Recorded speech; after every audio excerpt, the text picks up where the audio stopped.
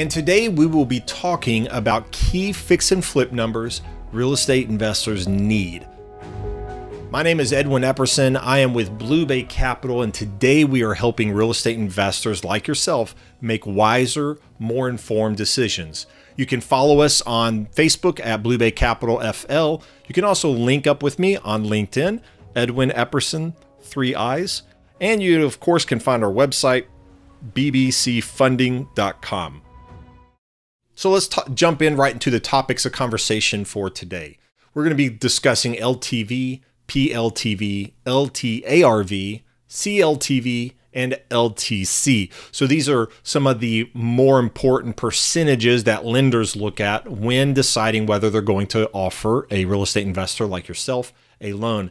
And so the purpose of today's conversation is to pull back the layers, if you will, or the mystery behind these percentages so that you as a real estate investor know how to structure your loan request so that they are approved by your lender.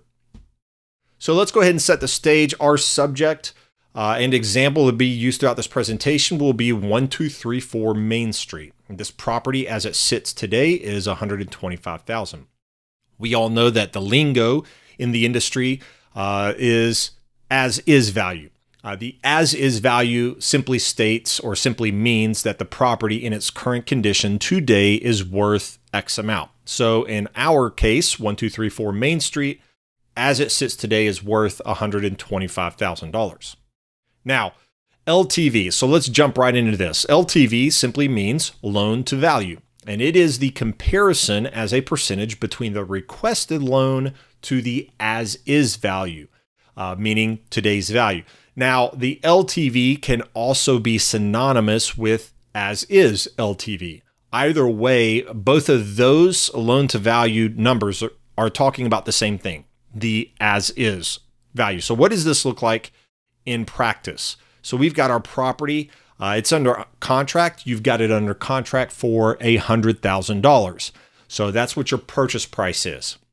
So you get a loan from your lender, and that loan is for $87,500. So what is your LTV?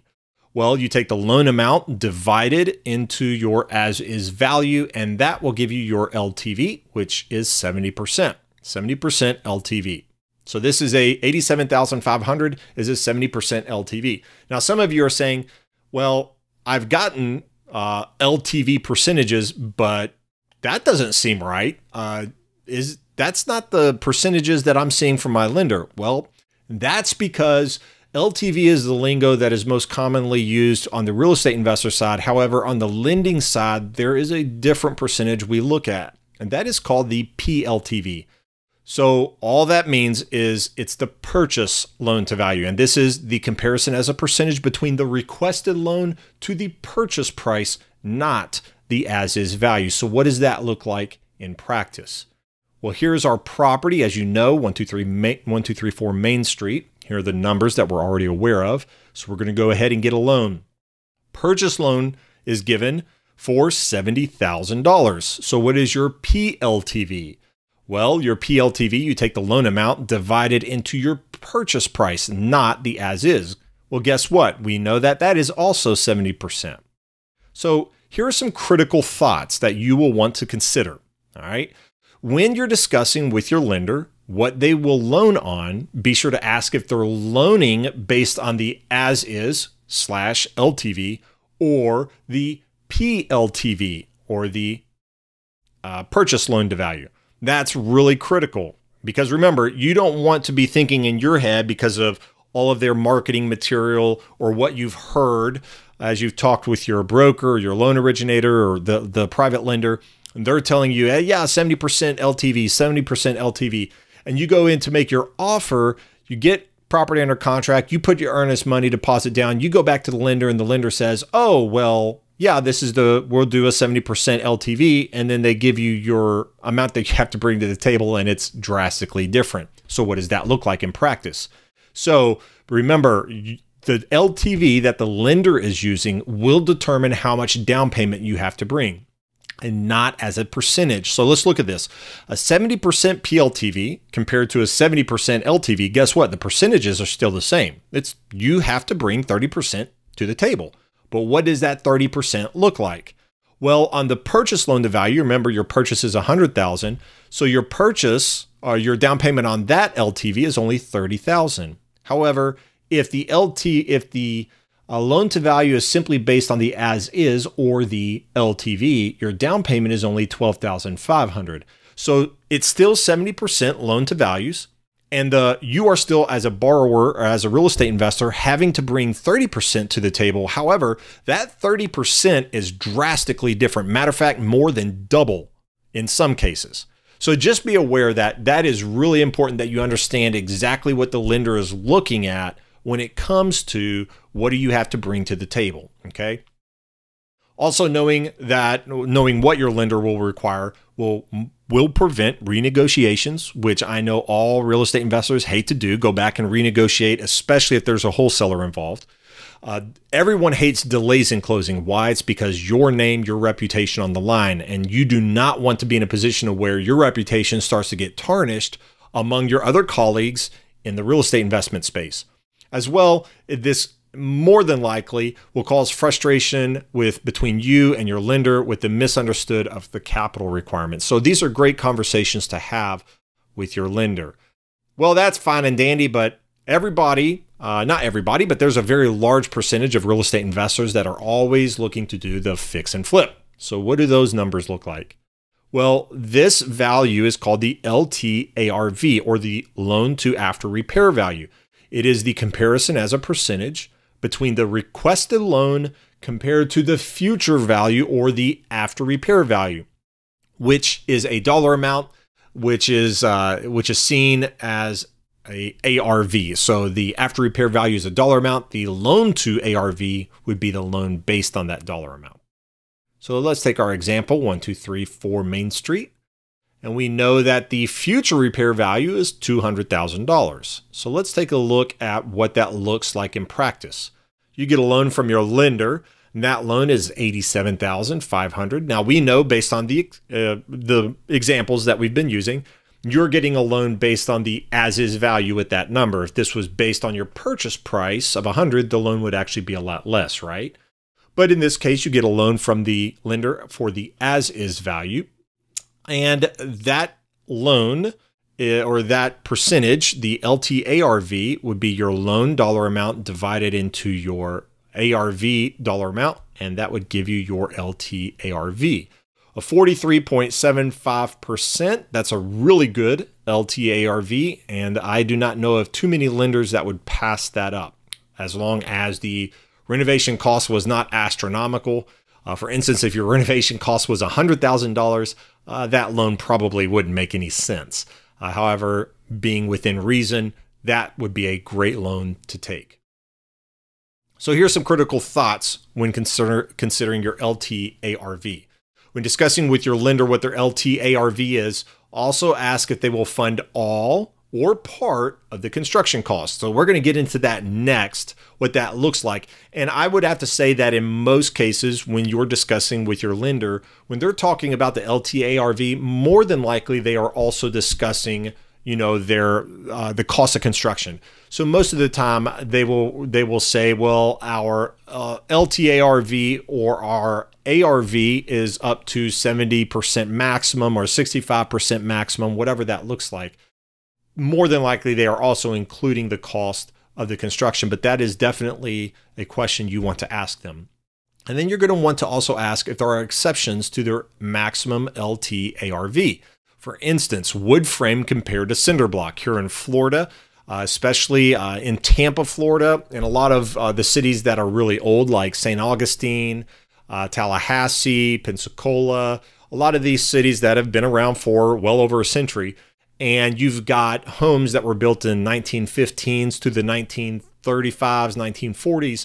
Most of them are built with wood frame homes. And because they're so old, they carry a lot of additional risk. So some lenders will have exceptions to their maximum LTARVs if the home is of different construction type, or maybe it's in a flood zone, which is unfortunately very common here in Florida, or some other thing like that. So just be sure to ask your lender if there are exceptions to their maximum loan to after repair value. Now here's the all-important LTV, or the percentage, the loan to value, but you probably won't hear this talked about that much. And it's because this is the underlying CLTV for the ARV. So when most real estate investors like yourself are talking to a lender, you're wanting to know, well, what will you lend on ARV? Well, the underlying metric or the underlying formula to determine that is this formula right here. And it is the combined loan to value, and it is the comparison as a percentage between the total loan amount and the future value. Yes, it is technically, should be read combined loan to after repair value, but that's a really long acronym, and we try to keep things simple. So if you hear a lender talking about CLTV, just know that they're talking about the total combined loan value compared to the ARV. If they are talking, hey, our CLTV is based on the as-is value, you've got to get a really solid deal if you want to have your renovation costs included in your loan. So just be aware of that. That could be a great question to ask your lender. Is their CLTV based on after repair value or based on as-is value? So what does this look like in practice? Well, again, we've got 123 Main Street, got our ARV of $200,000. And we've got a construction cost of $50,000. So we've got $50,000 in construction cost. So the loan is given. We know that we've got a loan for, as you know, $87,500. And so what is your CLTV? Well, you take your combined loan to value, that's the $87,500 plus the $50,000, and divide it into your ARV, the $200,000. So that's what that formula looks like. So this is a 68.75 CLTV. Also translated again to your LTARV.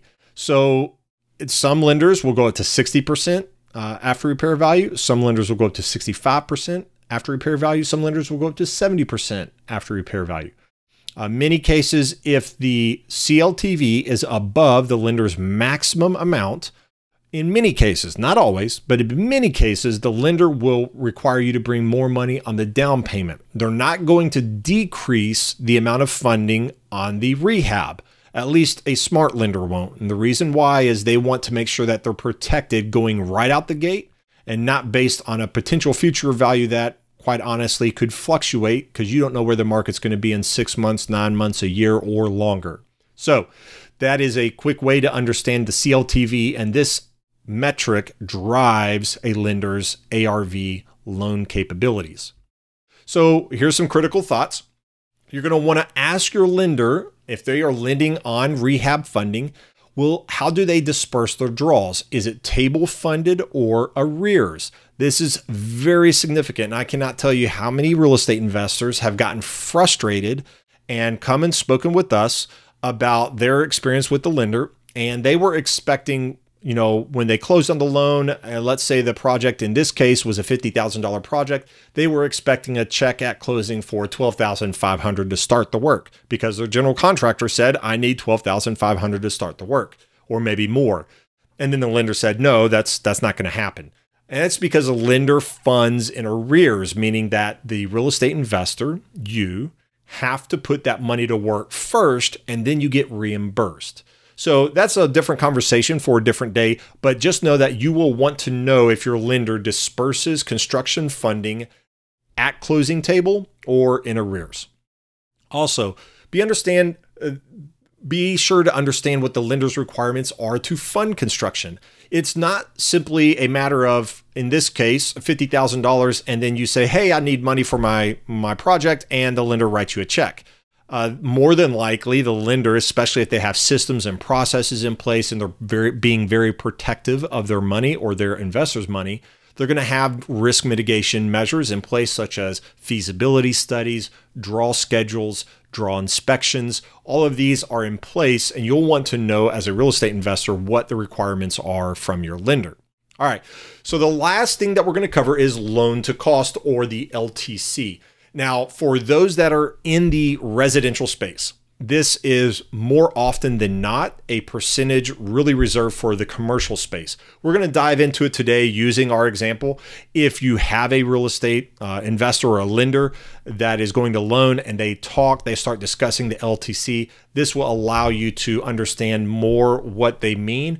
But there are a lot of questions you need to ask, and we're going to dive into that because this is quite frankly, this is very pliable metric. It can change based on the lender and what their interpretation of the total loan to cost, okay? What is their definition of the cost of a loan, right? All right, so let's just go ahead and use our example. Again, we've got 123 Main Street.